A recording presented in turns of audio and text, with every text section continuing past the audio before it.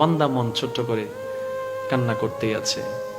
রব্বে করিমের রহমতের ডাক হঠাৎ তার কানের মধ্যে বেজে আসলো, লা তাকনাতু মির রাহমাতিল্লাহ। এ বান্দা এত টেনশন করিস কেন, তোর রব আমি আছি না। মাওলা জাহান্নামে নিয়ে যাওয়ার জন্য শয়তান আমাকে দিয়ে অনেক গুনাহ করাইছে, সেই গুনাহগুলো এখন পাহাড়ের পরিমাণ কিংবা আসমানকে ছুঁয়ে যাচ্ছে, এত গুনাহ। আমি তোমার সামনে দাঁড়াবো তো দাঁড়াবো কিভাবে? মাপ চাইলেও আমি কয়টা মাপ চাইবো? রব বলে যে তুই টেনশন করিস না, তোর রব তো আছে রহমান। আরে আমি তো অনেক আগেই অ্যানাউন্স করে দিয়েছি, আমি রব গজবের উপর রহমতকে প্রাধান্য দিই, গজবের উপর রহমতকে প্রাধান্য দিই। তোর টেনশন করার দরকার নাই বান্দারে। অনুশোচনা নিয়ে, অন্তরের অনুতাপ নিয়ে তুই সারা জীবনে যতই গুনাহ কর, সব কিছুকে সারেন্ডার করে একবার শুধু আমাকে বল, মাওলা মাফ করে দাও। তুমি তো রহমান, তুমি তো রহমান, তুমি তো রহিম, তুমি তো গফফার, তুমি তো সত্তার, তুমি তো খালিক, তুমি তো মালিক। ও মাওলা, তুমি ছাড়া তো আমার আর কেউ নাই। তুমি মাফ না করলে কার কাছে যাব? তুমি ক্ষমা না করলে কে আমাকে ক্ষমা করবে? তুমি তো দয়াবান। মাওলা মাফ করে দাও না। তুই শুধু মাফ চাইতে থাক। তোর তওবা যদি একবার কবুল হয়ে যায়, সারা জীবনের গুনাহ মাফ হয়ে যাবে। সুবহানাল্লাহ। তুই টেনশন করিস না বান্দা, তুই টেনশন করিস না, আমি আছি তো। সুবহানাল্লাহ বলেন না। এবার বান্দা মনে একটু সাহস পাইছে কি পাই নাই? একটু উৎসাহ পাইছে কি পাই নাই? এবার বান্দা দুই চোখের পানি ফেলে এবার আরো কৃতজ্ঞতার কান্না করতে লাগলো, প্রেমের কান্না করতে লাগলো। ইয়া আল্লাহ, যাকে ভুলে রইলাম তিনি আমার জন্য এত রাস্তা সহজ করে দিয়েছেন। এবার বান্দা তওবা করে নেক আমল করার চেষ্টা করতে লাগলো। রব্বে করিম বলে, বান্দা তুই টেনশন করিস না, তোর সওয়াবের ব্যবস্থা আমি করে দিচ্ছি।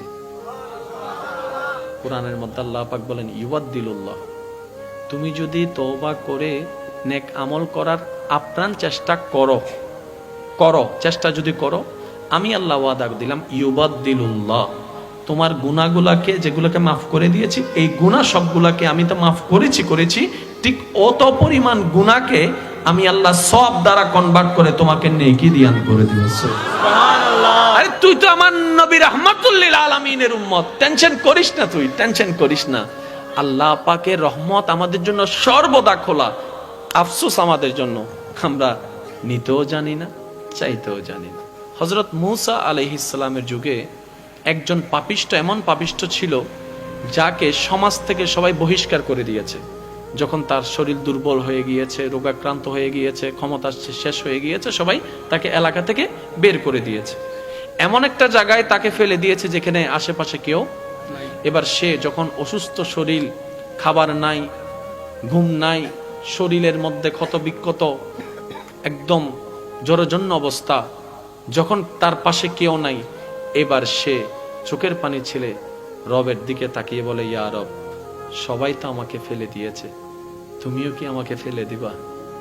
তুমিও কি আমাকে ফেলে দিবা? মাওলা, তুমি না রহমান, তুমি না গফফার, তুমি না সত্তার, তুমি না খালিক। ও মাওলা, তোমার দরবারে তো রহমতের কোনো কমতি নেই। আমি ভুল করেছি মাওলা, তোমারই তো করেছি, তুমি চাইলে তো মাফ করে দিতে পারো।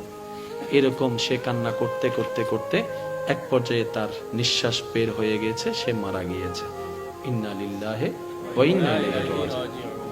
অন্যদিকে আল্লাহ তাআলা মূসা নবীকে বললেন, হে মূসা, তুমি অমুক জায়গায় যাও, ওইখানে আমার একজন বান্দা মারা গিয়েছে, তুমি তাকে সুন্দরভাবে গোসল টোসল করিয়ে আমি আল্লাহর দেওয়া বিধান মোতাবেক তাকে দাফন করে আসো।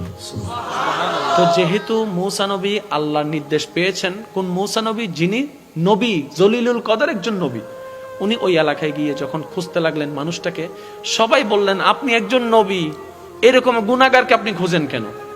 তো রব পাঠালেন, যেহেতু বুঝে শুনে পাঠিয়েছেন। এখন আয়েশা দেখে যে সবাই ওটার বিপক্ষে, কাহিনী তো মিলে না, ব্যাপারটা কি? যেহেতু রবের হুকুম এসেছে, কারো কথা শোনার কোনো দরকার নেই। এবার উনি গিয়ে সমস্ত কাজকর্ম করে আল্লাহর দেওয়া বিধান মোতাবেক ওনাকে দাফন করলেন। এবার মনে মনে প্রশ্নটা রবকে করলেন, ইয়া রব, সবাই তাকে পাপী বলছে, কিন্তু তুমি আমার মতো একজন নবীকে দিয়ে তাকে গোসল দেওয়াইলা, নিশ্চয় তার তো কোনো কাজ তোমার পছন্দ হয়েছে। রব বলে, এলাকার মানুষ যা বলছে সব সত্য, সে অনেক পাপী, সেটা সত্য, কিন্তু সে মৃত্যুবরণ করার আগে আমাকে এত সুন্দরভাবে ডেকেছে, এত মায়া করে ডেকেছে, এত ভালোবাসা নিয়ে আমার নামকে ডেকেছে এবং আমার কাছে সারেন্ডার করেছে, আমি রব মালিক ইয়াউমিদ্দিন, আমি মালিক, তার সারা জীবনের গুনাহকে খুশি হয়ে ক্ষমা করে দিয়েছে। মুসা নবীর উম্মতকে যদি আল্লাহ এমন দয়া করতে পারেন, আপনি আমি তো রাহমাতুল আলামিন নবীর উম্মত। নবী রাহমাতুল আলামিন বলেছেন, হে আমার উম্মত, তোমরা আমাকে দুইটা জিনিসের জামানত দাও, আমি তোমাদেরকে জান্নাতের জামানত দিচ্ছি। ইয়া রাসূলুল্লাহ, কোন দুইটা জিনিস? নবী রাহমাতুল আলামিন বলছেন, তোমাদের লজ্জাস্থানের হেফাজতের জামানত দাও, আর এই জিহ্বার হেফাজতের জামানত দাও। এই লজ্জাস্থান অন্যায়ভাবে ব্যবহার করা যাবে না, আর এই জবান কখনো ভালো ছাড়া খারাপের জন্য ব্যবহার করিও না। এমনকি এই জবান কারো অন্তরে যেন কথা দিয়ে আঘাত না আসে, সেভাবে তুমি চলবা। তুমি এই দুইটার হেফাজত আমাকে দাও, ঈমানের পরে জান্নাতের দায়িত্ব আমি নিয়ে নিলাম। আপনি ক্ষমা করতে থাকুন, এটা আমার একটা অনুরোধ। যদি সুখে থাকতে চান, ভালো থাকতে চান, অতীতে কি হয়েছে, কে কষ্ট দিয়েছে, কে ন্যায় করেছে, কে অন্যায় করেছে, সব বিচার আল্লাহর উপর ছেড়ে দিয়ে আপনি মাফ করে দেন। যে মাফ করে দেয় তার অন্তর পরিষ্কার থাকে। সুবহানাল্লাহ। নবী রাহমাতুল আলামিন বলে, আল্লাহর দিকে তাকিয়ে আল্লাহর বান্দাকে মাফ করে দাও। তোমার যদি ইজ্জতে কমে যায়, আমি নবী থেকে হাসরের ময়দানে তুমি নিয়ে নিও, তারপরে তুমি মাফ করতে থাকো। কারণ তুমি যত মাফ করতে থাকবা, হেসে হেসে মাফ করতেই থাকবা, তত তুমি দুনিয়াতেও ভালো থাকতে পারবা, পরকালেও ভালো থাকতে পারবা। সুবহানাল্লাহ।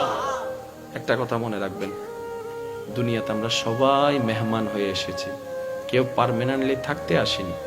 তো 2 দিনের দুনিয়া, অর্ধেক সময় তো শেষ। আসেন না এই অল্প সময়টা আল্লাহ এবং রসুলের বিধানকে সামনে রেখে মানুষকে উপকার করে যতটুকু পারি মানুষের কল্যাণ করে যেন কাটাইতে পারি। আল্লাহ আমাদের সবাইকে সে তৌফিক দান করুক। আমিন। যে ধর্মে মুস্কি হেসে কথা বললেও সওয়াব, আরেকটু জোরে সুবহানাল্লাহ। এক মুসলমান আরেক মুসলমানের সাক্ষাৎ হয়েছে, আসসালামু আলাইকুম। ওয়ালাইকুম আসসালাম, ভাই কেমন আছেন? তারা শুধু কৌশল বিনিময় করছে, তারা কুশল বিনিময় করছে। আল্লাহ বলছেন, ফেরেশতা সওয়াব লেখো। আরেক ফেরেশতারে বলে, ফেরেশতা মুসাফা করে হাত ছুটার আগে তাদের গুনাহ মাফের ব্যবস্থা করে দাও।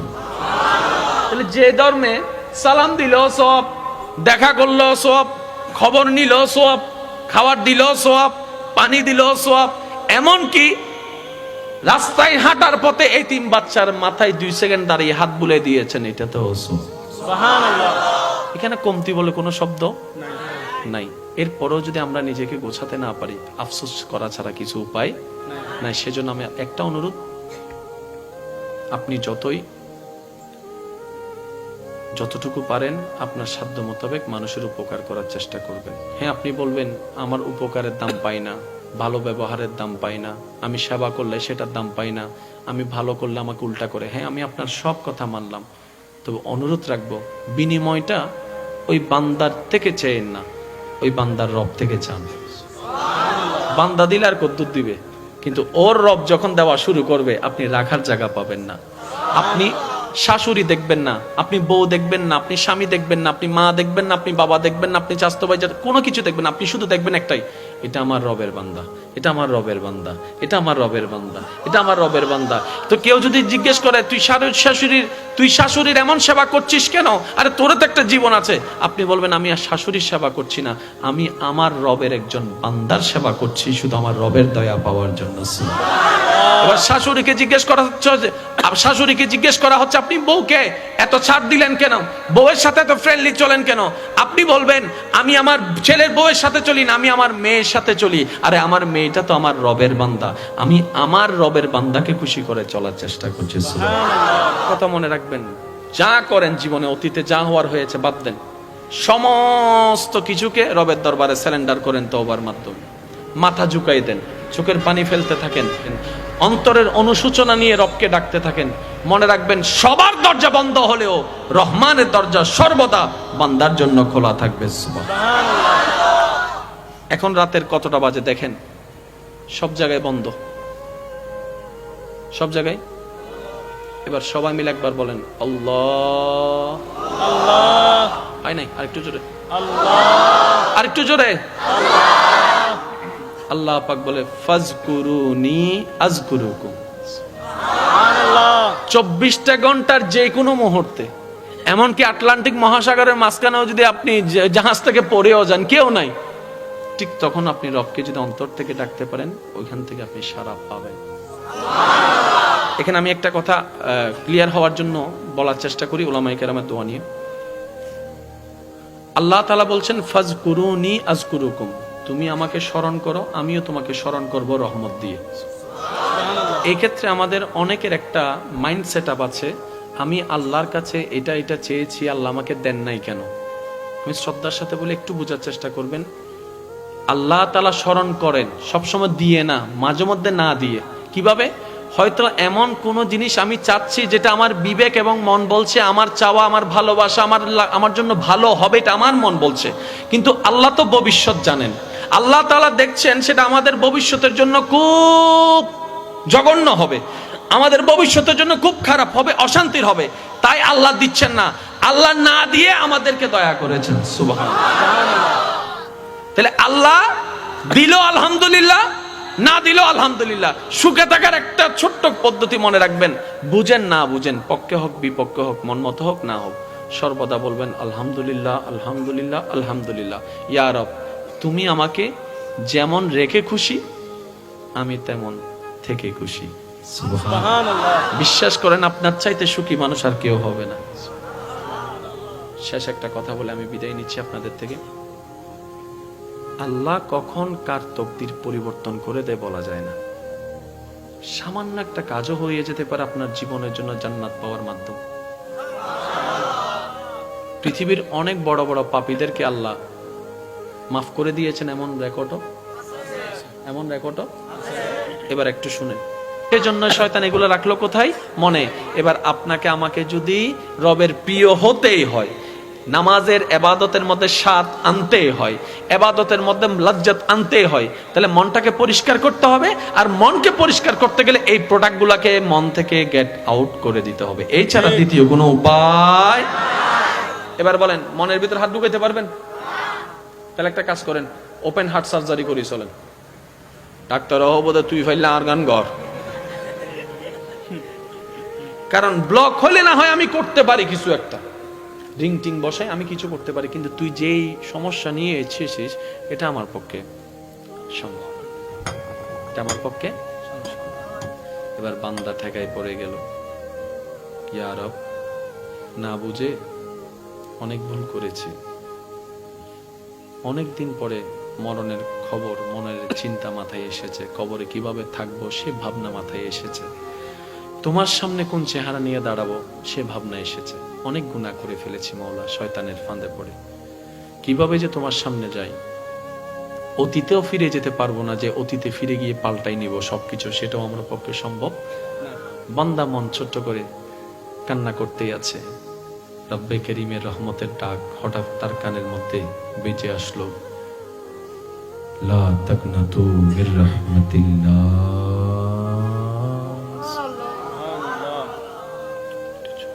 সুবহানাল্লাহ।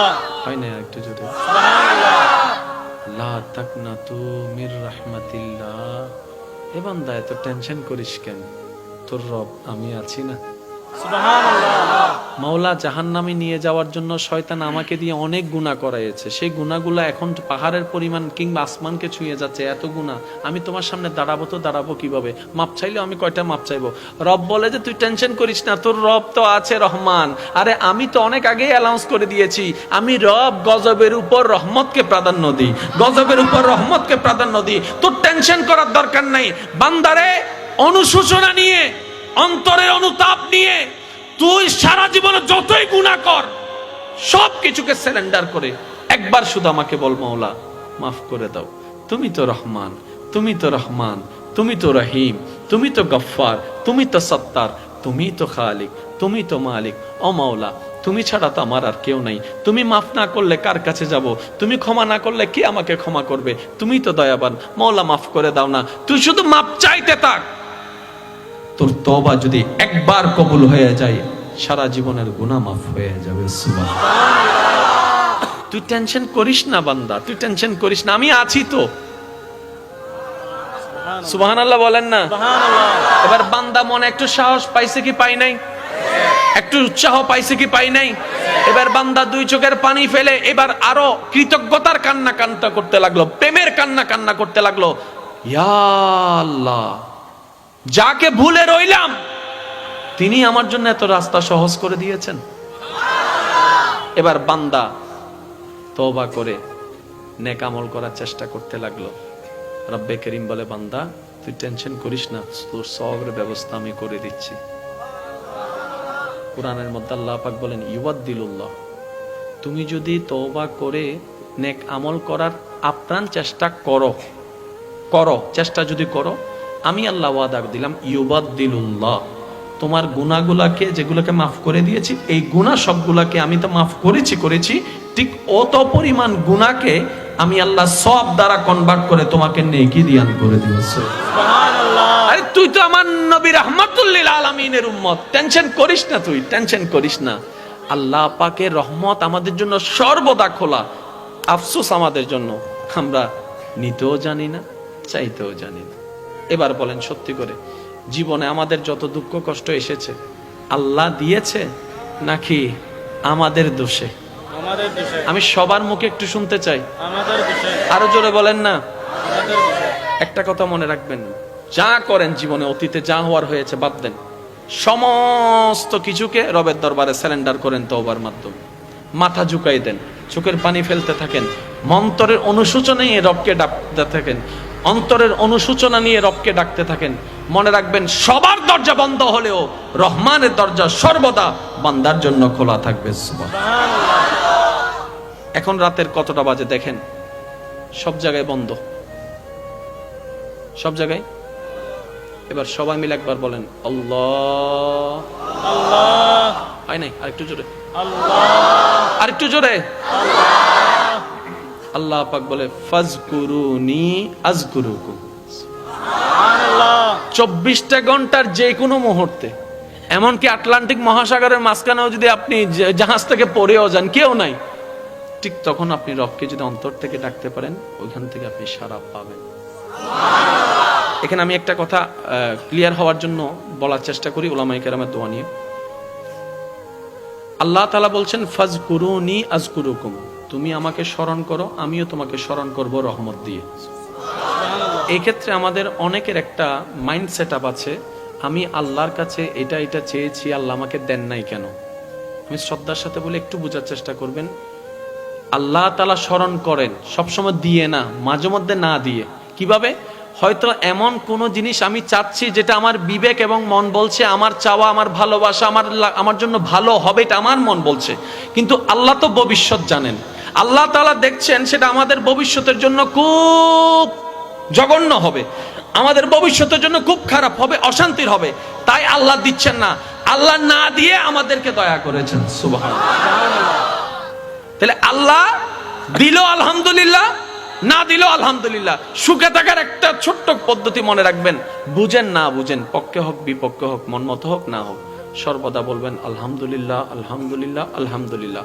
ইয়া রব, তুমি আমাকে যেমন রেখে খুশি, আমি তেমন থেকে খুশি। সুবহানাল্লাহ। বিশ্বাস করেন, আপনার চাইতে সুখী মানুষ আর কেউ হবে না। শেষ একটা কথা বলে আমি বিদায় নিচ্ছি আপনাদের থেকে। আল্লাহ কখন কার তকদির পরিবর্তন করে দেয় বলা যায় না। সামান্য একটা কাজও হয়ে যেতে পারে আপনার জীবনের জন্য জান্নাত পাওয়ার মাধ্যম। পৃথিবীর অনেক বড় বড় পাপীদেরকে আল্লাহ মাফ করে দিয়েছেন, এমন রেকর্ডও। এবার একটু শুনেন, হযরত মূসা আলাইহিস সালামের যুগে একজন পাপিষ্ঠ, এমন পাপিষ্ঠ ছিল যাকে সমাজ থেকে সবাই বহিষ্কার করে দিয়েছে।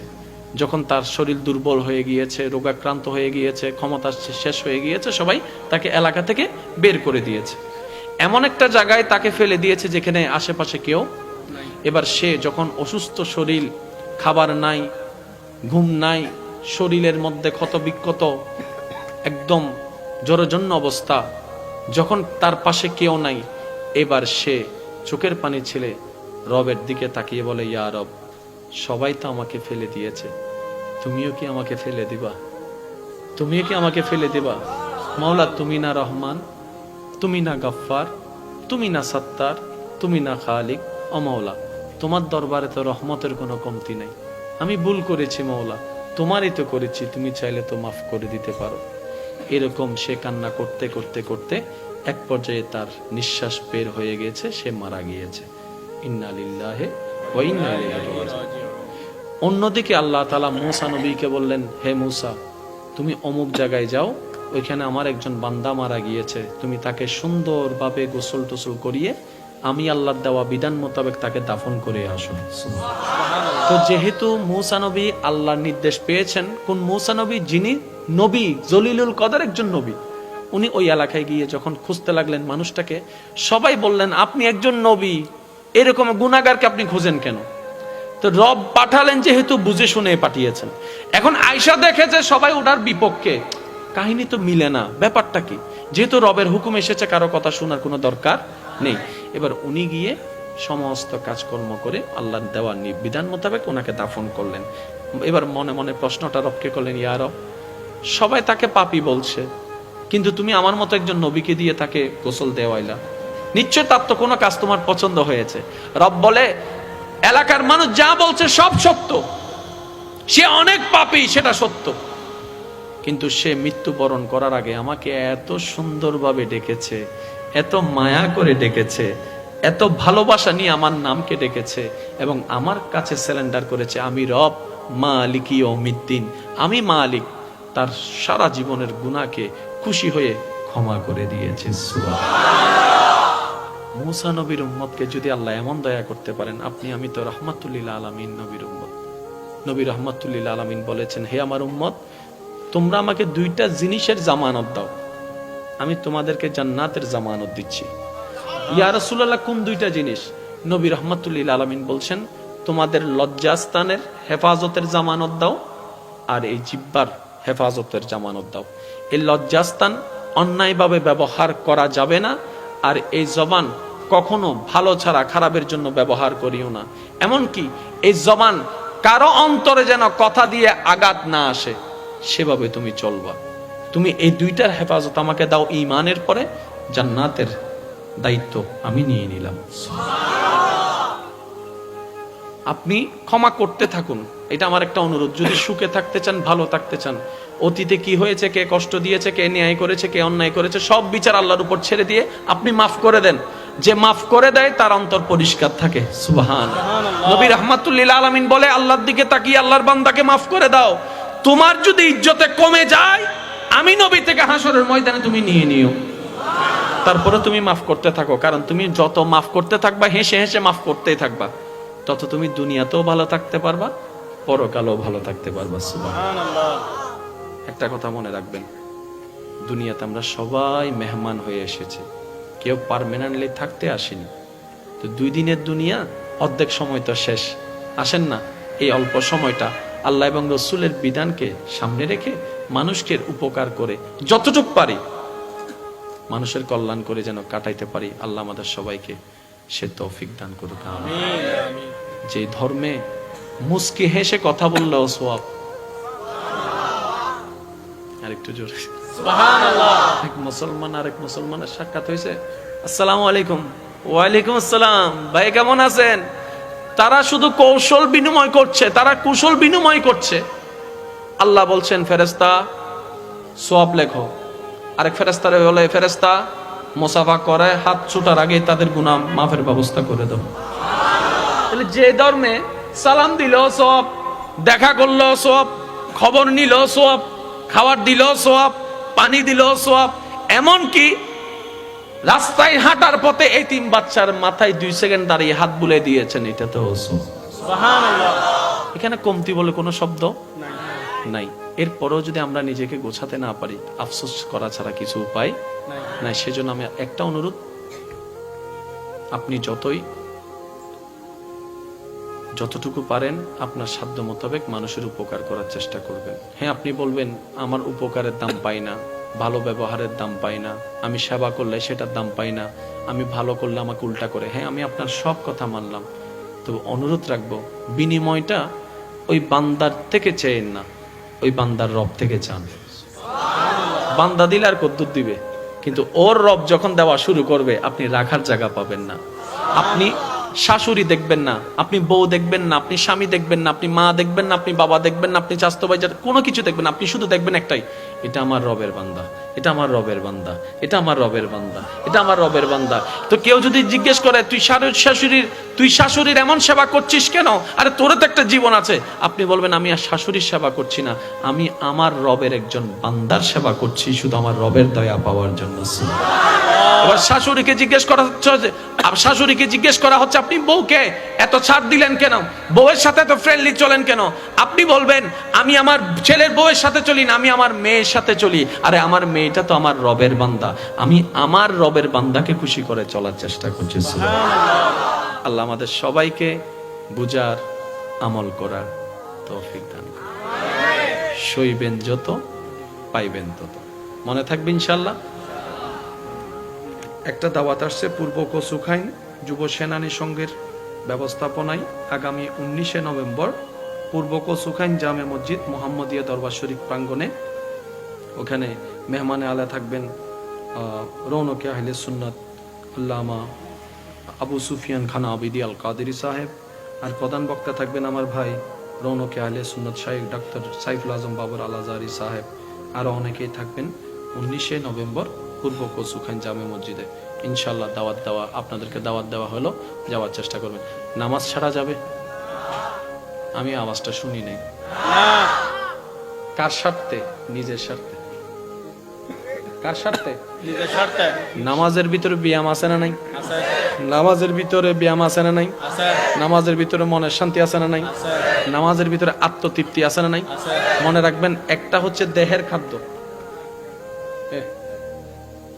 হুজুর, একটা হচ্ছে শরীরের শক্তির জন্য দেহের খাদ্য, আর একটা হচ্ছে রুহের খাদ্য।